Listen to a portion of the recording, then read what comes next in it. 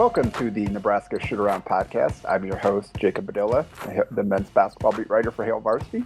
And joining me, as always, is my co-host, Jacob Bigelow, beat writer for Huskers Illustrated. How you doing, Biggs? Doing good, man. It's cold as hell. Winter's here. And I'm just,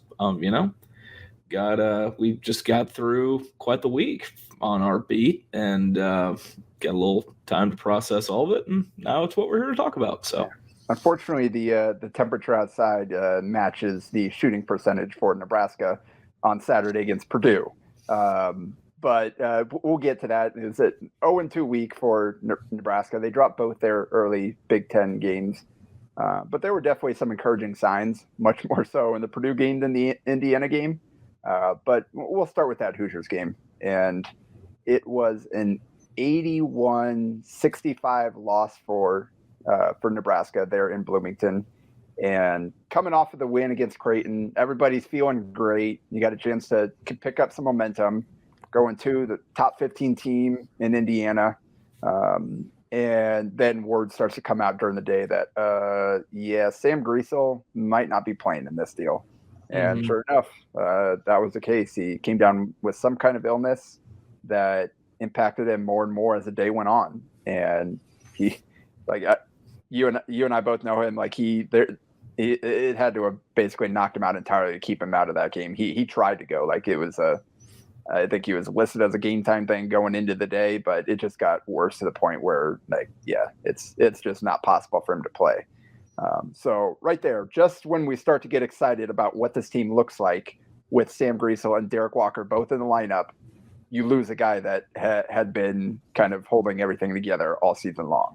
And so suddenly now you're playing with extra point guard, and probably obviously we've seen what Derek Walker's impact is. It's kind of splitting hairs at this point, but Walker and Griesel are the two most irreplaceable players on the roster, I think, just based on what they're able to do compared to what everybody else on the roster can do. So not having him was a big loss, and that kind of played out in the way that game started. They fell behind 14-2 and really had no luck generating any kind of offense at all. They had 3 of their first 4 shots inside the arc blocked, and basically everything else, or 3 of their first 4 shots at the rim blocked, and then everything else was basically jumpers, and they missed all of them. Fell behind 14-2 out of the gates, fell behind 24-10, fell behind 30-15. So you're just falling behind by that much early on the road without one of your best players. That was basically ball game at that point. I know you said you kind of fell asleep in the second half, but it kind of what were your impressions of kind of the first half and how that played out? I think you could kind of tell right away that without Sam, they wanted to do similar on offense with Derek that they did against Creighton. Obviously, in this matchup, there's no 7-foot behemoth inside, but still a pretty damn good player in Trace Jackson Davis. And I think I forget if it was 1 or 2 of those first couple shots they had at the rim were Derek attempts going at Trace, and he blocked them both. So he got blocked by Trace, and then he got blocked by Race. Yeah, Trace and Race. Look at that little rhyming, but it's definitely tough. I think Fred said they found out like 90 minutes before the game that Sam wasn't going to be able to play. He didn't even go to the arena. He just stayed back at the hotel. And when you don't have your lone ball handler and lone facilitator, really, it's gonna be tough sledding regardless, especially on the road in a vaunted environment like Assembly Hall, especially when Indiana's really good. And you could kind of tell immediately that they're going to have a similar game plan with doubles on Trace, and they kind of was kind of the make everyone else beat you, kind of like there's no other way to put it, really. Indiana's guards not named Jalen Hood Schifino, who once again wasn't playing in this game, kind of had streaky starts to the year, and they got big contributions from guys who kind of had their breakout games for the season against Nebraska. Yeah, and we'll get to those guys in a minute because they basically did swing the game overall. But yeah, so they fall behind by 15 with 6.5 minutes to play in the first half. Nebraska essentially played them even the rest of the game. There was some kind of back and forth as the game went on, but you just can't dig yourself. Nebraska, in particular, can't dig itself that big of a hole because it just doesn't have the firepower to be able to get back into the game, get over the hump, and then sustain it. We've seen this team fight back multiple times when they've fallen behind, but you have to exert so much energy and you need so much shot making to overcome a double-digit deficit and to hold on to win. And they just weren't able to do it. But and kind of big play at the end of the first half. They've got the ball last. They're down 11. Chance to go get a bucket to cut it to single digits. And instead, I think it was Bandamel, bad pass, turnover, breakaway dunk. I think it was by Race Thompson again to end the half. And now suddenly you're 39-26 coming off of giving up a pick six at the end of the half. And now you're feeling much differently than you had a chance to going into the locker room. Credit to them. They actually came out of the locker room and played well. They made a push. They scored their first 6 points of the second half to cut it down to 7. Unfortunately, Indiana pushed back, stretched that thing to 14. And then Nebraska put together another 7-0 run to cut that thing down, cut it in half. At 48-41, you've got a chance to really get back into this. And that's basically when the game fell apart. And Nebraska actually, I tweeted at it, they got some really beneficial charge block call luck early in the game where they were getting every single call their way. And I thought they were some bad calls. And then I thought they legitimately took one on Trace Jackson Davis in the lane. Was not called, and it resulted in an uncontested layup on the dump off on the pass. And that sparked a 17-2 run, including 14 to stretch that thing out to 22. So you go from down 7 points, the chance to win it. And what happened at that point is just things kind of spiraled out of control. So you had the uncalled charge there that led to a Race Thompson bucket. Wilhelm Breinbach bricked a 3. Then on the next play, I thought it looked like another charge. It looked like Denham Dawson stood in there. They called it a block. Put Trace Jackson Davis to the line, and he split the free throws. Then Breinbach forced another shot in the post, that wild miss. And Malik Renault got a bunny on the other side. And this time, Blaze Cada tried to step over late and draw a charge. Honestly, they maybe could have called a flop on it. They called a no call, gave up the bunny. That's one point where he needs to just go up and challenge that shot at that point instead of trying to go for the charge. He was there too late. So that one was not a bad call. Like the first two I thought were. So the block charge call was all over the map in that point. I know those uncalled ones stuck out in Fred Hoiberg's mind, and they came at a really bad point because it did spark that run for them. But Nebraska also got some good luck with some earlier calls. Juwan Gary tried to attack and tried to shoot inside hand on right hand on the left side of the bucket. Got that thing blocked. They went down. Trey Galloway missed a 3, but then C.J. Wilcher also missed a 3, and Tamar Bates hit a 3 on the next time down, where you had the double team. They did a good job of making the skip pass, making the extra wide open corner 3, knocked it down. Then C.J. Wilcher tried to do too much off the dribble, turned it over. They went the other way, and Miller Kopp hit a corner 3 on a Jackson Davis short roll and kick out. That Casey finally ended the run at 14-0 with a kind of a little head fake and push shot in the lane, and then they went right back to feeding Jackson Davis in the post, hit the skip, made the extra to the corner, and Tamar Bates again knocked down the corner 3, and that was ball game there. At that point, you're down 22.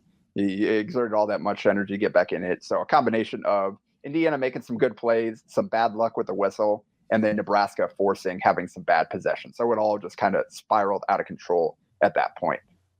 And they weren't able to really get back into it from there. I think it stayed double digits the rest of the game. So that's kind of the story of that game and how that got away. And I mentioned Trey Galloway and Tamar Bates in that one, or those are the guys you mentioned. Hood Schifino, the 5-star freshman, not playing second straight game. Galloway is the one that started in Schifino's place, put up 20 points on 7 of 10 shooting, including 4 of 6 from 3. Then off the bench, Tamar Bates scored 19 on 7 of 12 shooting, including 5 of 8 from 3. Both those guys had not been prolific, efficient shooters to that point. But they came in, they made the plays, credit to them. They hit some tough ones. I mean, there was one Galloway hit a step back where Denham Dawson had him locked up. He was all over him. And then he just stepped back and buried the 3. And there's really nothing you can do about a shot like that. It was just a case of Indiana's making shots and Nebraska wasn't. They shot 6 of 23 on threes. Indiana shot 11 for 25. And they used a lot of the same double teaming. I mentioned a couple of those possessions down the stretch where Jackson Davis made a good skip pass and they made the extra to the corner out of the double. I thought Indiana was much better at attacking the double teams than Creighton was in terms of being multiple in what they were doing. They were sending cutters. They were making the extra pass and getting the shot up before Nebraska could close out and recover. And I also thought Nebraska's attention detail effort wasn't quite at the same level as we saw at Creighton and then the following game at Purdue, which we'll get to here pretty quickly. But you mentioned playing through Derek Walker. He only had 7 shot attempts. He made his last 5 after getting those first 2 blocks, had 5 assists, but also had 5 turnovers. So without kind of Griesel there as his kind of 2-man game partner there, the guy getting him the ball. They didn't play through him enough, and when they did, he did not have a lot of space to work with. So we saw a lot of those turnovers where guys digging in on the dribble and him just not having space to go to work and to make some of the same plays that he made that he's made in other games so far this season. Manu Bandamel scored 13 on 5 of 11 shooting, 3 of 8 from 3, 2 assists, 3 turnovers as the starting point guard, though. The big story from that one was CJ Wilcher, though. He got it going at 17 of his career high 22 in the second half, only hit 2 threes. It was 6 free throws. It was getting to the rim. And both Fred and CJ talked about it. It was like, basically, I was just getting the ball and we were moving the ball well. It's within the flow of the offense. They weren't running a bunch of plays for him. He just happened to get the ball in the right spots and made good decisions, found ways to attack, and then finish the plays. So that unfortunately didn't carry forward. Again, we'll move on to Indiana here quickly, but that was good to see having CJ have a game like that under his belt because he hasn't been as consistent as you need him to be so far this season. Yeah, definitely been very up and down for CJ, but it was definitely, good to see him do that on the road. At the end of the day, it's the old, we'll probably bring up this cliche talking about the Purdue game too. It's a basketball's a make shots game. You said that Indiana, attacked the doubles better than Creighton. The biggest difference is they made shots. Trace Jackson Davis had some very nice kick out passes, skips, and it resulted in him having just the 3rd triple-double in Indiana basketball history, which was kind of a very surprising thing to hear given the history of Indiana basketball. And I'll end on this. Tamar Bates not only wearing number 53 in the year of our Lord 2022, but also coming onto the court looking like Showtime Lakers Michael Cooper in the year of our Lord 2022 with the tube socks. Good on you. I noticed that. But that's my hard-hitting analysis from the Indiana game, where I was very transparent and said that I fell asleep just before halftime. So that's why I've been quiet, was because I didn't see a lot of it. So I'm honest. I'm an honest man. There's not. I mean, again, this team without Griesel or Walker, they just don't have enough pieces to truly compete. With them, it's a different story, as we saw again on Purdue in the Purdue game. Moving ahead here, where they did get Griesel back, it was kind of a game day decision type of deal where they had him go through the shoot around in the morning to kind of see how he was feeling. But let's be honest, he was never not playing in that game. They were going to have to drag him out of the arena to get him to not play in that game. And you could definitely see some adverse effects from because he practiced partially on Friday. He didn't even get to go through a full practice coming off the illness. But again, even 50% Sam Griesel is better than the alternative for Nebraska. And he gave them all that he had. Made some nice plays, made some big plays, was impactful on defense. But he just could not get the ball to go in the basket for him. But that he was not alone in that regard. It was a very poor shooting performance. Like I said, kind of teased earlier, the Nebraska shot 31.9% from the field against Purdue. And despite that, they still had a chance to beat that team. The final was 65-62 in overtime against Purdue at Pinnacle Bank Arena. And Purdue, after holding on, moved up to number 1 in the country. So we moved up from 4-1 after barely surviving against Nebraska. So, I mean, if you can choose to take that as a sign of respect for Nebraska at this point, that a near loss wasn't something that actually docked them, but improved them. And credit to Nebraska, their defensive effort knocked Purdue from number 1 in the country in adjusted offensive efficiency down to number 2. So credit to Nebraska. They had a great game plan they were really the only team so far this season that has been able to slow down Zach Edey. And because I am a sicko, I went back and watched every single offensive touch I watched the whole game, but I charted every single offensive touch that Edey had in that game and the results and what Nebraska did. So we can get to that point we can get to that at some point here, but right off the top, kind of what were your impressions from that Purdue game? I think the biggest thing was this was the best that the quote unquote controlled chaos defense per se has looked. They stuck to what we saw against Creighton and Indiana with the doubles on post touches, except this time it was with a 7'4" behemoth. And they did really well, still flying around. They were able to get good closeouts on perimeter shots when Edey kicked it out.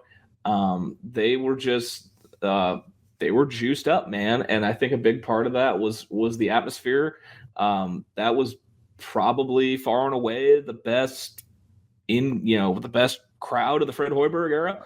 I think Fred admitted when he was on Sports Nightly that he had never heard PBA get that loud until Casey hit that 3 that kind of not the 3 to tie, but the earlier 3 to get it back to single digits were kind of the roof went off the place. Fred was like, I don't think I've heard. He was pretty point blank. I don't think I ever heard that place get that loud. And you could tell that these guys fed off of it. I think another big takeaway I have is that Fletcher Lawyer is light years better than his brother. That was a big takeaway that we had watching that game together. He's pretty damn good, especially for a freshman. I know it took him 21 shots to get to 22 points, but what he showed, I liked what I saw from him. And I don't know if Purdue wins the game without him. No, definitely not. And especially, Nebraska forced him to take a lot of shots to get those points, but he hit some tough ones and then made some big plays late in overtime. Edey wasn't involved in the overtime period very much at all. It was mostly Lawyer that was hitting the big shots down the stretch. But before we kind of dive into the specifics, just kind of the overall game story, Nebraska battled early on with them, kept it. It was a 19-all through the first 14 and a half minutes of the game. And then Purdue kind of put together the first extended run of the game, hit them with a 13-2 run to take a 32-21 lead at that point. And they maintained the lead going into halftime. It was 34-24. Keisei Tominaga kind of got going a little bit with Nebraska's last 2 buckets. He had a little kind of pull up to end the run and then added a 3, I believe, in some order there. He had their last 2 buckets to to make it 34-24 at halftime. Purdue actually extended the lead to start the second half, outscored them 11-7 to build their biggest lead at put them ahead by 14, I believe. 45-31. Yeah, 5 minutes into the second half.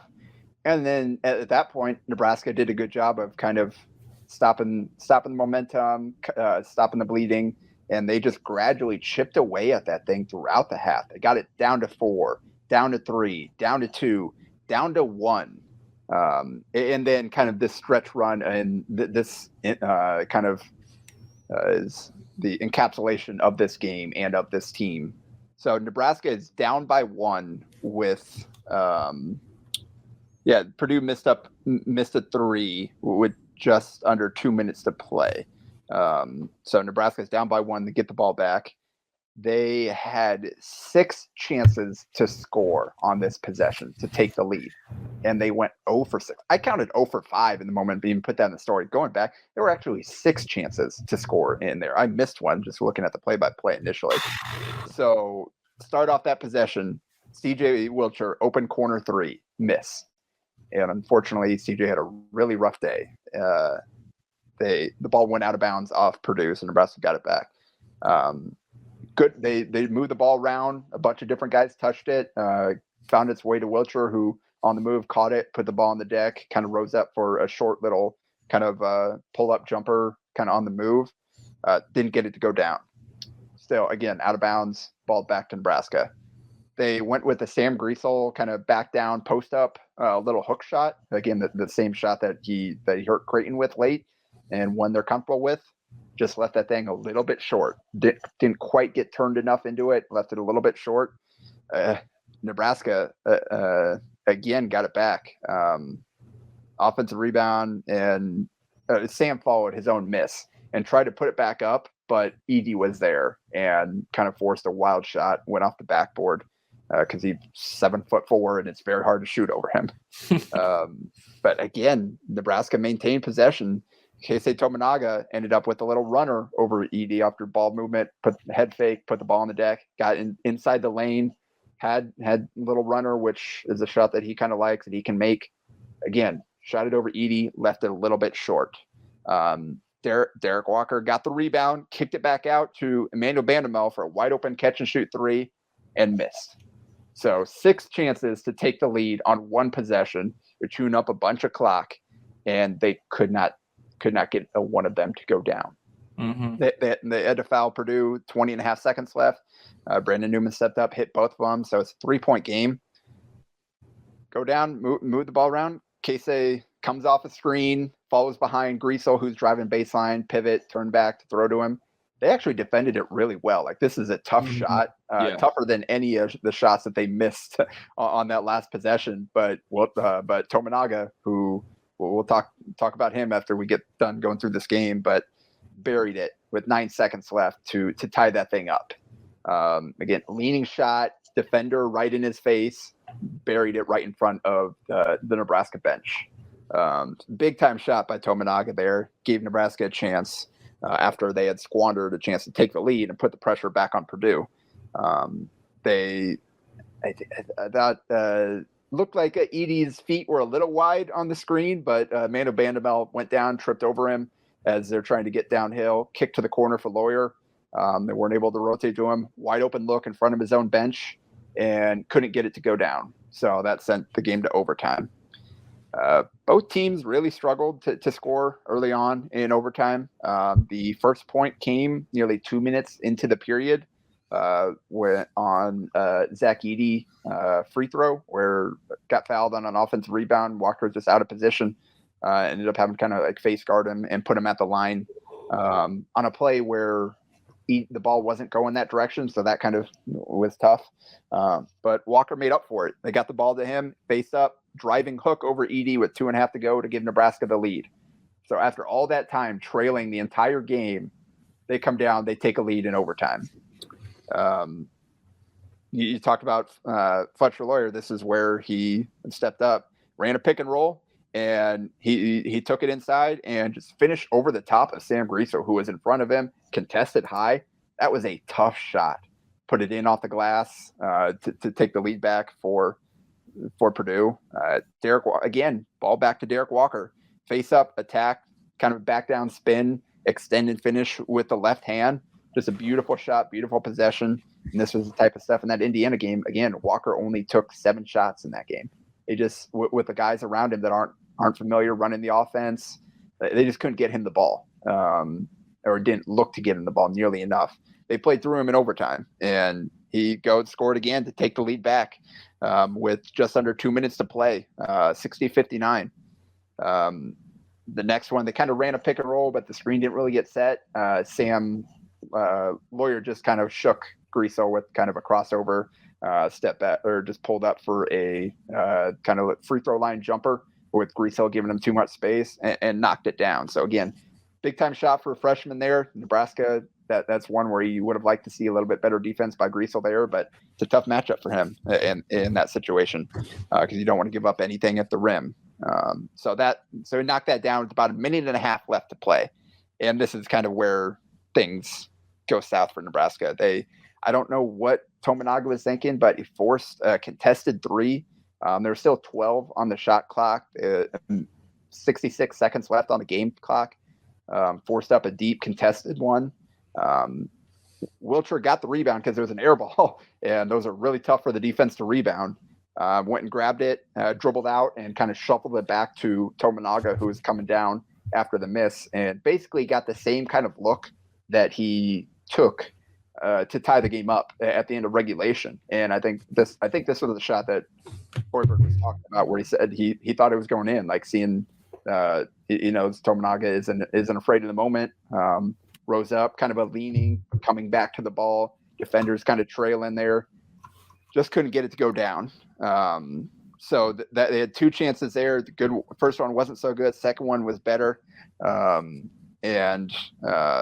They actually, Derek Walker blocked Braden Smith at the rim, which triggered a fast break. So they had another chance to come back. Sam Griesel pulled it out. Didn't like the numbers. Passed it on to Derek Walker at the top of the key, who immediately swung it back to Bandamel, who rose and fired the wing 3, which in that situation, I don't know, like, you had so much success going inside. You're only down 1 at that point. I don't know why we're looking for a 3 there, especially for a guy who had struggled to shoot it. But he missed, and they fouled Braden Smith, went 2 for 2 at the line, put him up 3. And Casey went for they coming down in the 3. Purdue knew it, so they chased Casey off the line. Did smart thing, went inside, took the layup, went for the quick 2, and it looked like Nebraska had forced a turnover with their press there. With what was it, 12.3 on the clock. But phantom foul called by Courtney Green, I believe, was the official who called it, who wasn't even the nearest official to the play. You watch the play, it's clear Smith just lost the ball before Wilcher even slapped at him. And you can't even tell if Wilcher made contact with him, like watching the replay, but he did kind of reach in after he had already lost the ball. And again, I don't even know if he made contact, but blew the whistle. I don't know if it's just assumption, thinking like, oh, anticipation. Yeah. It looks like that may have been the case, but so because Nebraska would have recovered the loose ball, and then because he turned it over to half court, so they would have had numbers going the other way and a chance to go take the lead there. Instead, Smith walked down, went to the free throw line, hit both of them. So now it's a 3-point game again. And Sam Griesel brought the ball up. I mean, you had, again, less than 12 seconds to work with. Push it up, crossed over his defender, rose up, and Edey closed out, contested, had the arm down. Sam wasn't able to hit it. I thought Edey was moving forward and didn't give Sam room to land. There was definitely contact before he hit the ground. Sam didn't fall down. He held his feet. Maybe in that situation, it's one where you just have to go down and hope the officials saw the contact. He didn't do it. And again, that's why people do fall down on those types of plays. Because again, Edey's moving his feet. Griesel didn't kick his legs out or anything, but there was contact on his body before he hit the ground. No Sam call. Griesel, so good of a guy, he can't even sell a foul. Exactly right. Such a genuinely good guy, he won't even try to sell a foul. last gas, Walker grabbed the rebound off of the miss, but kind of fumbled the ball trying to get it out to Bandamel in the corner. Turnover, time ran out. So that was ball game. So many chances down the stretch. Didn't love the shot selection at the end of overtime after Walker had been going to work so well. I think that's one where you watch the tape back. You kind of, if you're Nebraska, you're like, ugh, just wish we could have gotten a better possession there. But mentioned that the game or that possession late in regulation too, where you had 6 chances to take the lead and couldn't do it. So that's ultimately Nebraska just wasn't good enough offensively to pull this game off, despite giving themselves every opportunity to do so. But defensively, man, it was really impressive what they did. So like we said, it was kind of a similar game plan to Creighton, where pack the paint, double every post touch, and maybe you're going to live with some open threes. Purdue, who's a slightly above average 3-point shooting team, I would say. They're 34.5%, I think, going into that game. Not great, but they're capable. They've got some decent shooters. 7 for 29 is what they finished, 24%. And 2 for 10 from Lawyer, who 37% on 6 attempts a game going into that. I think Fred Hoiberg called him a flamethrower. So you got some benefited there, although you also had 2 threes from Ethan Morton. You had a 3 from Trey Kaufman-Renn and a 3 from David Jenkins. All 4 of those, I thought. I mean, Morton's work, one of them was catch and shoot or whatever, I think, but he's not a very good shooter. Those are some, I think 3 or 4. I think Ethan Morton's jersey number matched his percentage from 3 coming into that game. He wears number 25, so that was what he was shooting from beyond the arc before then. So that hurts. But again, Zach Edey went into this game averaging 23.3 points, I believe. Nebraska held him to 11 points on 5 of 7 shooting. And I teased this before, but again, I tracked his total touches every time he touched the ball on offense. He had 40 touches in that game in the 45 minutes of game time, and produced 11 points and 5 turnovers. Did not have an assist. And Nebraska, honestly, like, even he didn't have any direct assists, and there were only a few possessions where his pass out and the numbers that created directly led to points. So Nebraska did a great job at scrambling around. Purdue couldn't capitalize on the open looks they did get. Nebraska executed a much higher rate against Purdue than they did against Indiana. Again, having Griso back was probably part of that. But so, yeah, like I said, 0 assists, and almost every single pass out of the post was the skip pass to the weak side. Almost, there was one kick right back out, but almost every single, they were doubling. Nebraska was bringing a double team on every single post touch, and they were bringing the backside low guy every single time for the most part. And so the next guy has to drop. So that skip to the opposite wing is generally what's going to be open in that if you defend that the right way. So, I mean, Edey was making a decent read, getting the ball where it probably needed to go, but Purdue just wasn't able to capitalize on it. So here's kind of some of the numbers for those total touches. He passed the ball out on just like the straight passed out, not without, again, making a play for somebody else without going to score. 25 just straight passes where the play continued. He had 3 bad pass turnovers where he just missed open guys. He had 1 turnover where he just didn't catch the ball. It was a little behind him. He couldn't adjust to it.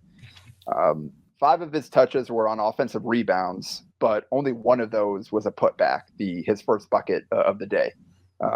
He got fouled twice on offensive rebounds, and he got 1 offensive rebound and kicked it back out. So that didn't directly lead to points. He had 1 alley-oop dunk. He had 1 uncontested layup where Blaise Keita left Edey to go double Kaufman-Renn for some reason, who was in the short corner even. Like, that's just one where you probably dial in like, hey, we got a double here, and that's not where you want to be doubling that in that situation, kid. But they gave up the uncontested layup. But outside of that, man, life was tough on him. He shot 2 for 3 on kind of post up hook shots. That was it. Basically 3 post possessions where he was able to actually catch it, go to work, and get a bucket. One of those an and one. I think he missed the free throw. So yeah, they had him 4 kind of handoffs where we caught it top of the key and 1 dribble kind of handoff into guys. Otherwise, 21 either pass out or skip passes out of the double team.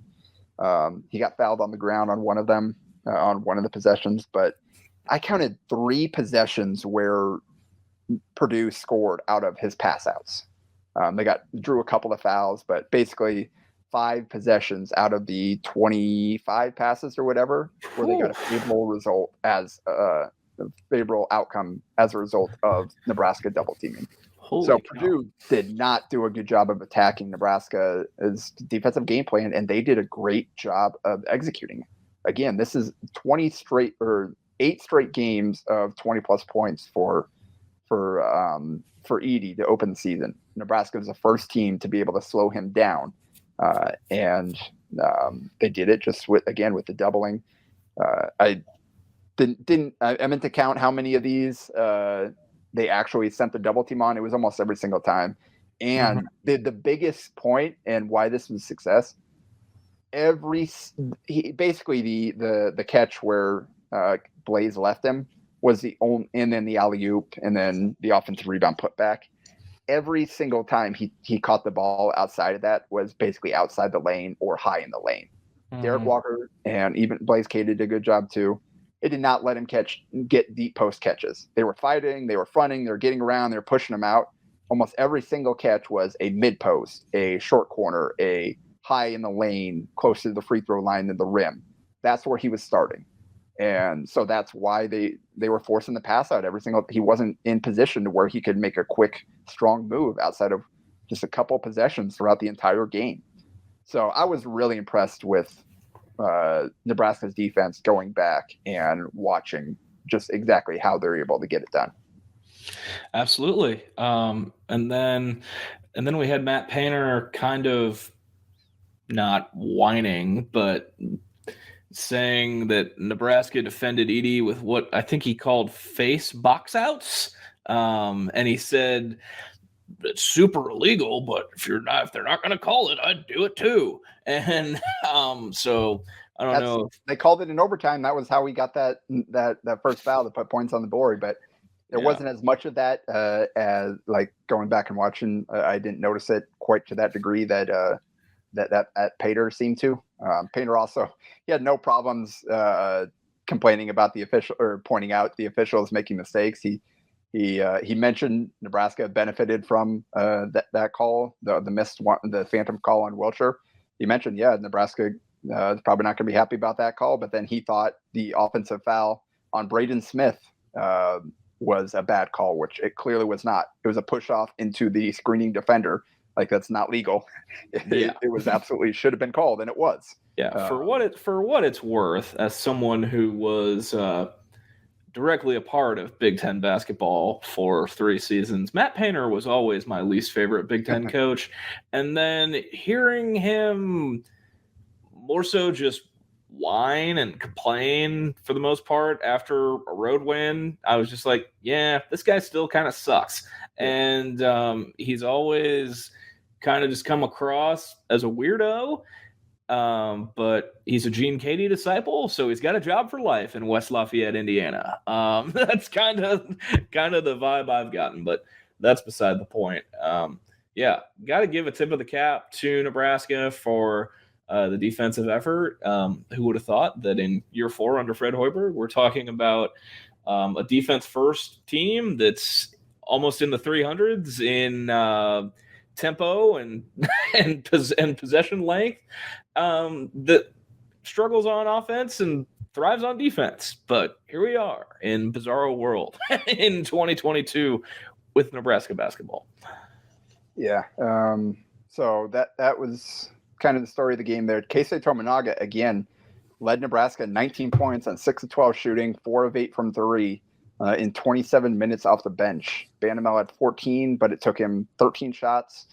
14 shooting possessions if you include the 3-pointer he got fouled on to start the second half. So like 1-to-1 shot to point ratio is not what you want. 0 assists and 4 turnovers.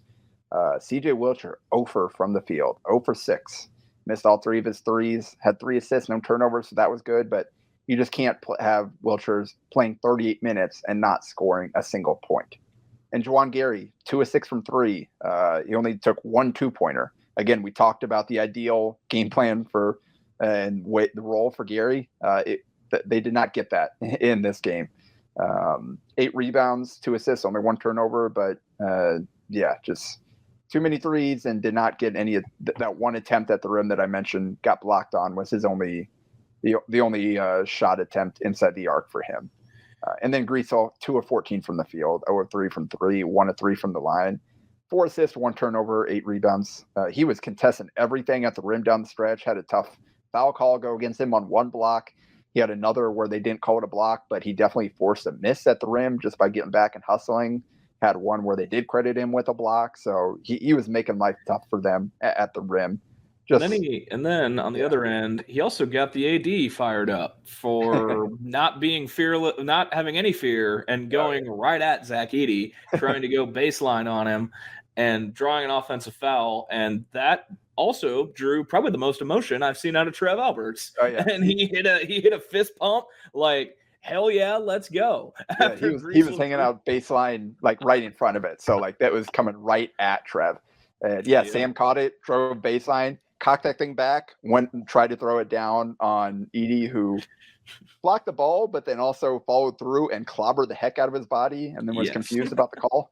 You can't do that part. Like, good block, but you can't like kill the guy as part of your block attempt. You can't assault the guy after you hit the ball. Yeah, you hit the ball, but you then committed assault.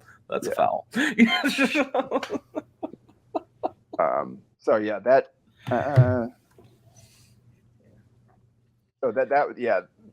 Griesel 2 for 14 from the field, but he gave them everything they could, and there aren't going to be many games moving forward where that happens. He just could not get a shot to roll in. But Tominaga coming on strong now. He's up to 40. Let's see, here it is.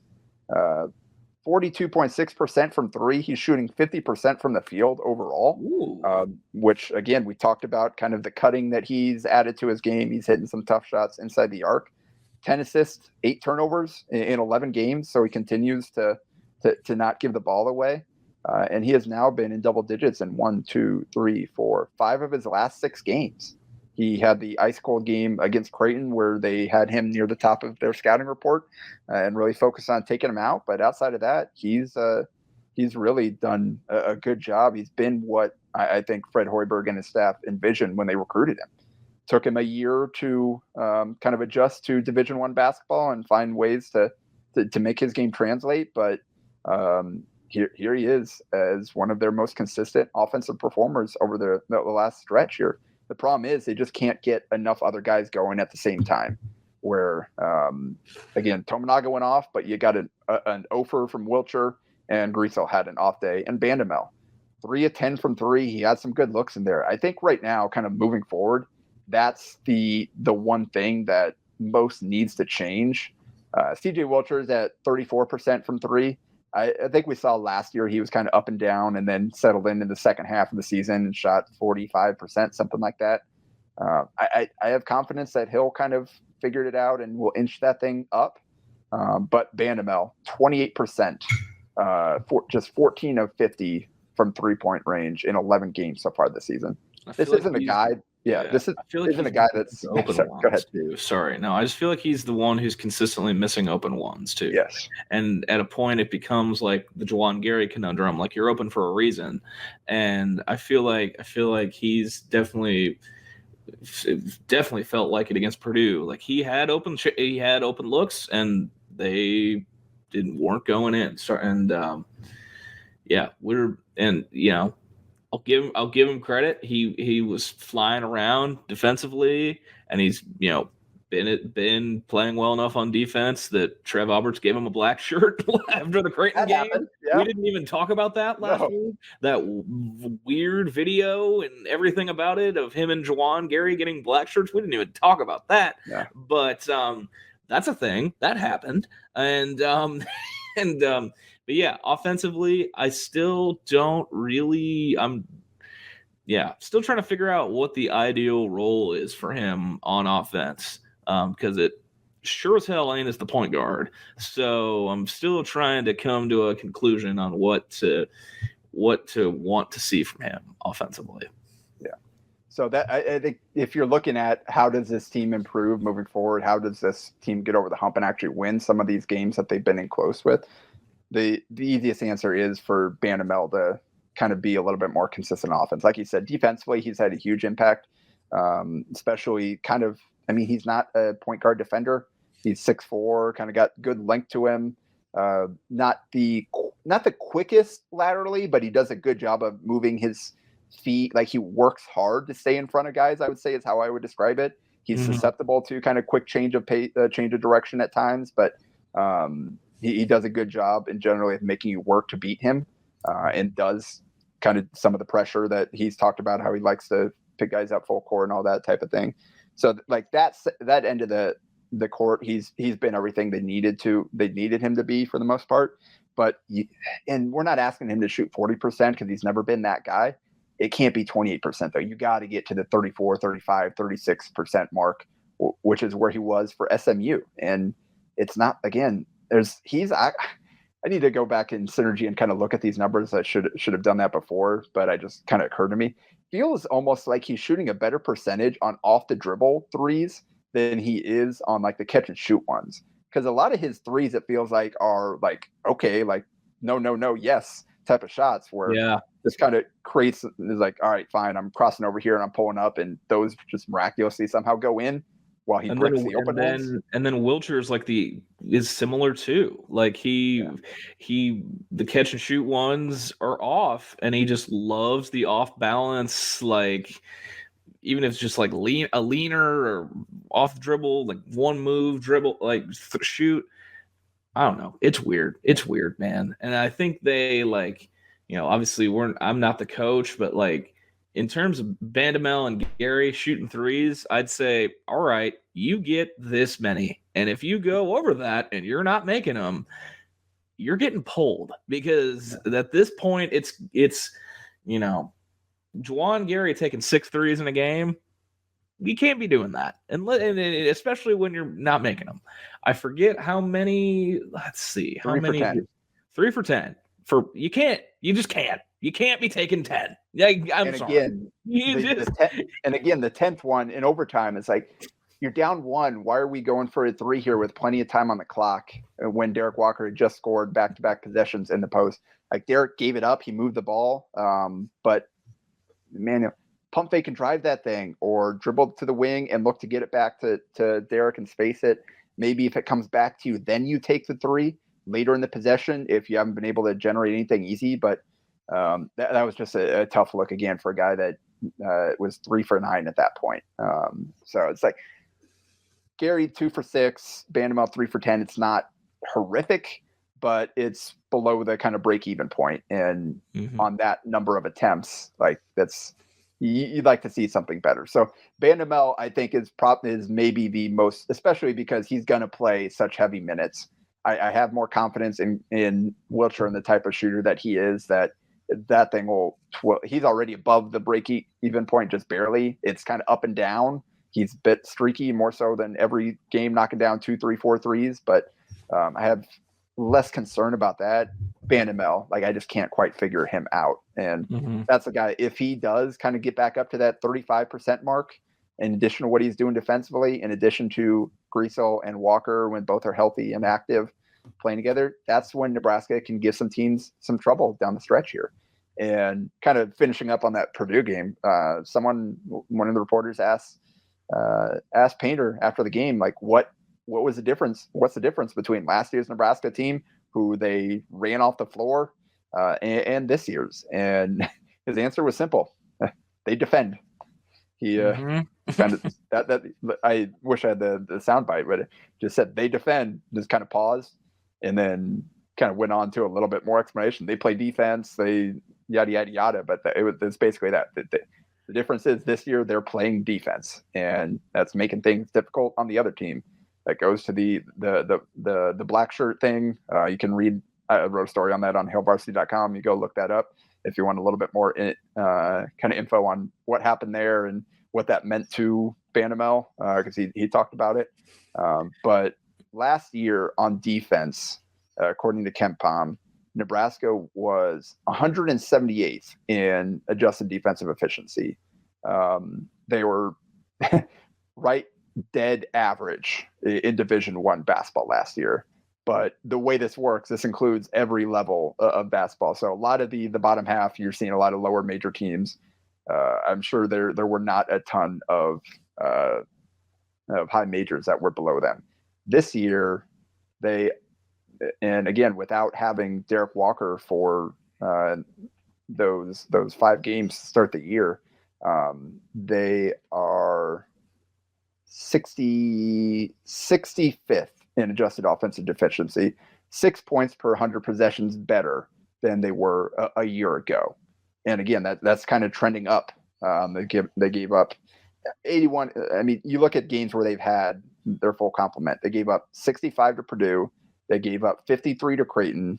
They gave up 67 to Boston College, and they gave up 58 to Florida State. So basically, since they've had Derek, like you ignore the kind of the working off the rust for Walker in that Memphis game. You ignore the Indiana game without Griesel, and no team has has hit 70 points yet on Nebraska. And part of that's pace, part of that it is their defensive effort. And Purdue is kind of the best example of that because, again, that was the number 1 offense in the country heading into that game. And Nebraska held them to 65 points in 45 minutes. First team all year to hold them to under a point per possession. And talking about Painter's answer in the press conference, the kind of deadpan they defend. I think the line after that from him was the most telling. He said, when you guard and make it stingy on people, you're going to get some turnovers from that. When you do your job constantly, you stay connected. And that is very evident when you watch this team play defense. Yeah. And he mentioned, like, when you've got guys, 1 or 2 guys out of the 5 that aren't putting out max effort, that's when things break down. And the rest of the guys don't really matter because you're going to move the ball until you can attack the weak point. And while this Nebraska team has defensive liabilities, I would say one-on-one, all 5 guys are putting in effort. They're trying to execute. They're doing it more often than they're not. And that does make a difference. You don't have a guy that's not rotating. You don't have a guy that's standing and watching and ball watching as this man back cuts him. That isn't happening as consistently as it did last year. So that's definitely, the defense is trending up. We're seeing the team as a whole trends up when Walker and Griesel are on the court together. And now we'll have to see kind of if they can capture some momentum from, obviously, again, you would have liked to get the win against Purdue. You'd be feeling much better, but that really was a strong performance. And now they have to take it on the road to a neutral site down in Kansas City because up next is Kansas State at the T-Mobile Arena, not the Sprint Center anymore. Yep, just T-Mobile bought Sprint. One last thing on Purdue, and then we'll go on. I've said in the past that I get a good kick out of the comparable players on KenPom.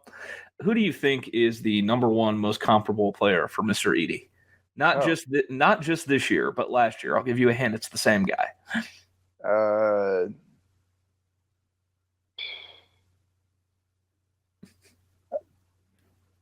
So is it someone still playing this year? No, it's kind of it's a long-winded way. I'll just say think similar build. Is it Kofi Coburn?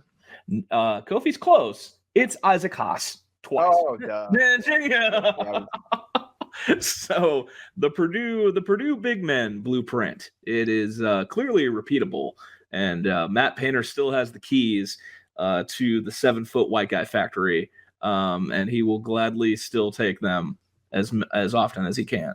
But yes, like you said, K-State Saturday night, second of a 3-game series that started last year with a very, very ugly game at Pinnacle Bank Arena last year when K-State came to town. And then this is the second of 3. There's a return trip to Manhattan next year, and it'll be a quote-unquote neutral site game. K-State is hosting. I definitely think they're going to be the home team. And but Kansas City is also a very big Nebraska alumni base. I think it's either number 1 or number 2. I know Denver's up there too. It's Kansas City and Denver are the 2 biggest outside of the state alumni bases for Nebraska. So maybe there'll be a good turnout of people in red. I know volleyball not being in the Final Four this weekend might help. So, and it's a Saturday game, so easy day trip down there. Drive 3 hours, and you can either stay in a hotel, drive back if you don't want to stick there. It wouldn't be too terrible. 6:30, I believe, start, something like that, right? I think 6. Actually, yeah, 6. Yep. 6:30 is a Tuesday game next week, I believe. That's what I had in my head. Yep. But so 6 o'clock. So like you could conceivably make it a day trip. You don't even have to go get a hotel. I think you and I are both planning to make the trip down there. So it's another one where be able to bring some in-person on the road, following up your Colorado exhibition trip. Yes, indeed. But kind of basically when I'm preparing for this pod and looking ahead to opponents, the number one thing that I'm looking at this point is I'm going pulling up the KenPom page and going straight to turnover percentage by opponents. And typically that has been the key to Nebraska struggling more than anything else, is if you can really get up and extend and pressure their limited ball handling, that's when it gets really tough for Nebraska to hang.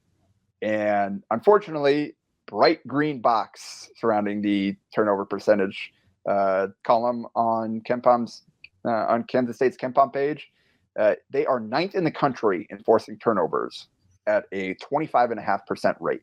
So they are forcing a turnover every 4th possession. That's going to be tough. That's going to be the number one key. Nebraska has to be smart with the ball. They have to be strong with the ball.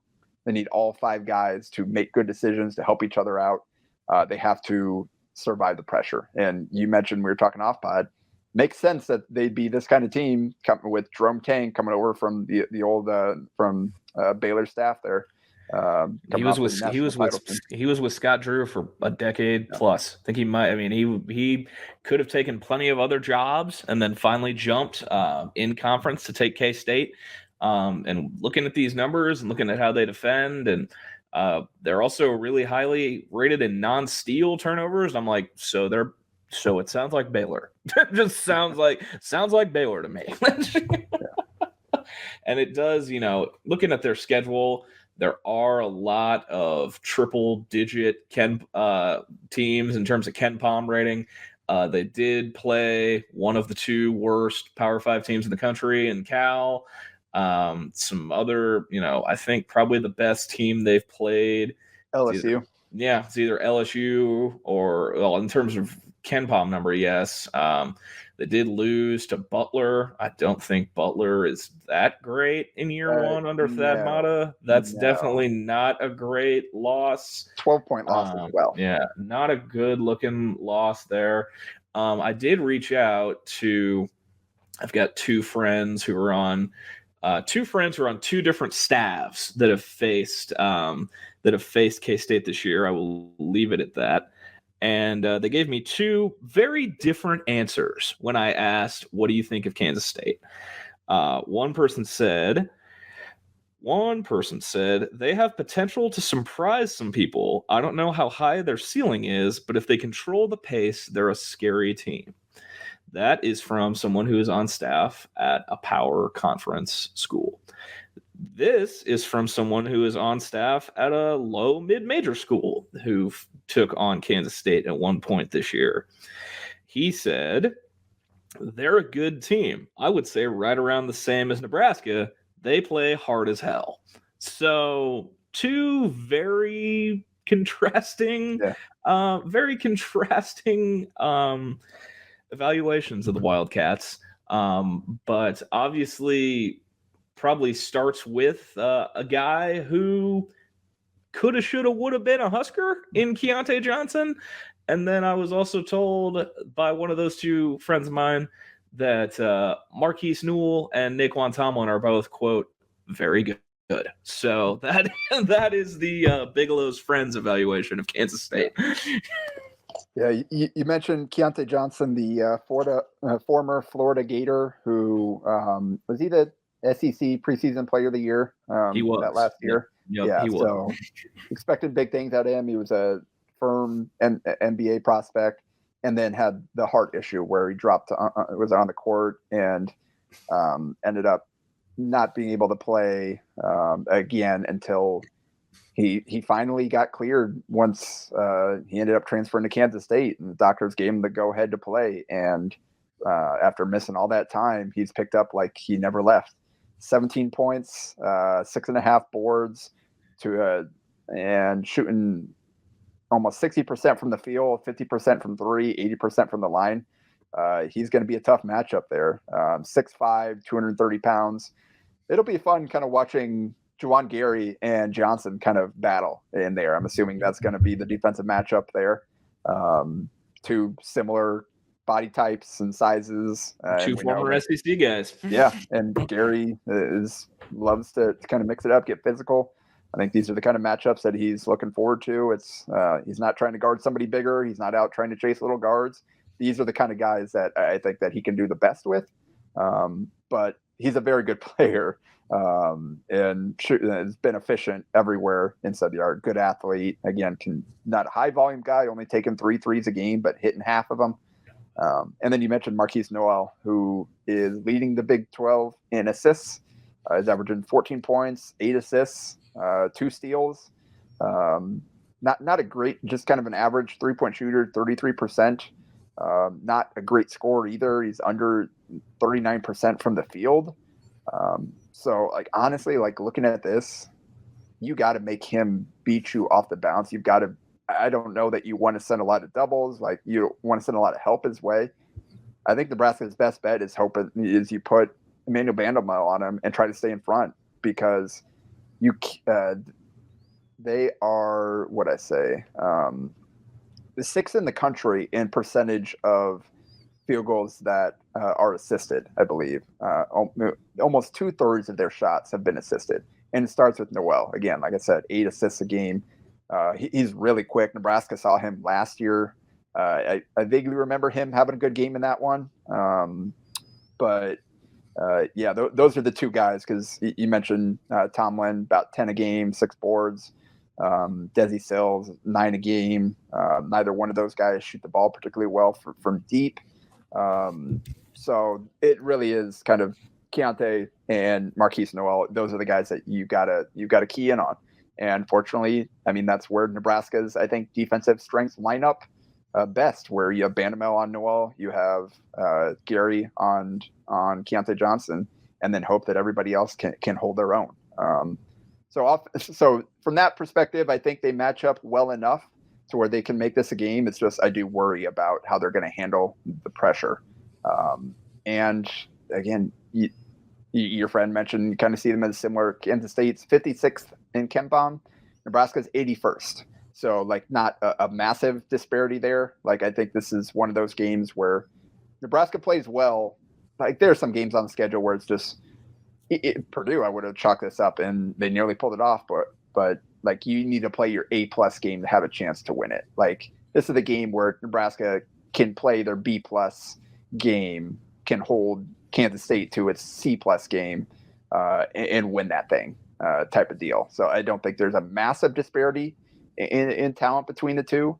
But again, Nebraska is going to have to execute offensively and take care of the ball. Absolutely. I think kind of the moral of the story for the program right now is, all right, we've seen the good. Now they need to win some games. Only 2 more non-cons left. This and the home game against Queens on 2.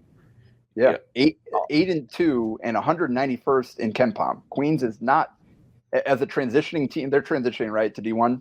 Yes, they are. I think this is their first year. I think this might even be their first year. Yeah, it is. So to be a top 200 team through this point in the season, and they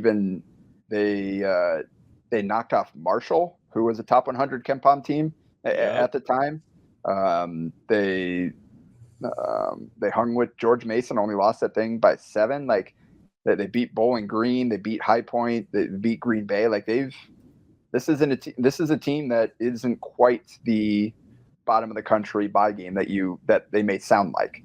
So fortunately, it'll be a neutral site game at home, I guess is how you would describe it. Very weird. Yeah, Very, if you very wanna weird go setup. yeah, if you're a fan that wants to go to this game, you do have to go buy tickets. It's not part of your season ticket package, even though it is at home at PBA. But just go jump on that. It's part of a 3-day event. Concordia out of Seward is playing a team from Oklahoma. And then Drake with former Omaha resident Tucker DeVries playing for his dad, Darian DeVries, coming with Drake to play Mississippi State. So It's actually like a really good non-con game.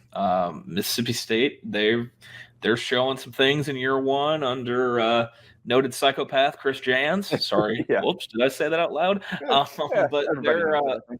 they're actually showing some things. So that's actually a pretty damn good non-con matchup that's being played in Lincoln, Nebraska, of all places. But yeah, that's on Tuesday.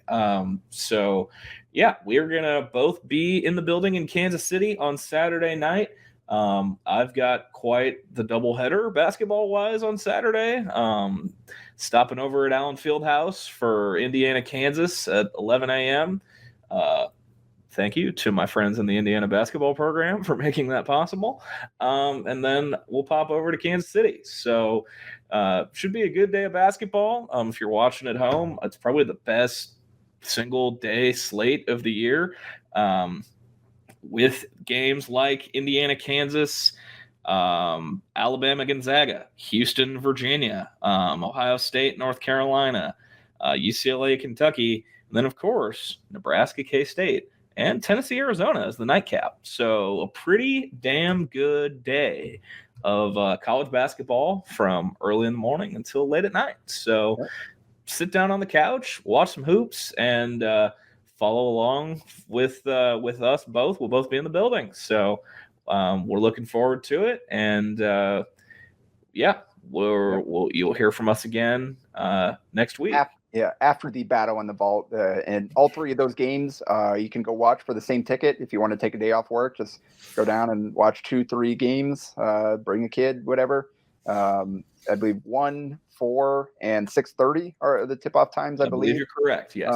So yeah, again, 3 for 1 there. Go hang out, watch some hoops around the holiday time, and we will recap all of that on the next episode of Nebraska Shootaround. In the meantime, again, read all our stuff at Hail Varsity for me, at Huskers Illustrated for Bigelow. Follow us on Twitter at Jacob A. Bigelow, right? Correct. And at Jacob Padilla _ you can find me there. I don't really do anything else, so stick with Twitter for now. But yeah, you can follow us along there. You can go check out our work on our respective websites, and we will be back next week with another episode to kind of take you into the holidays and to recap the non-conference.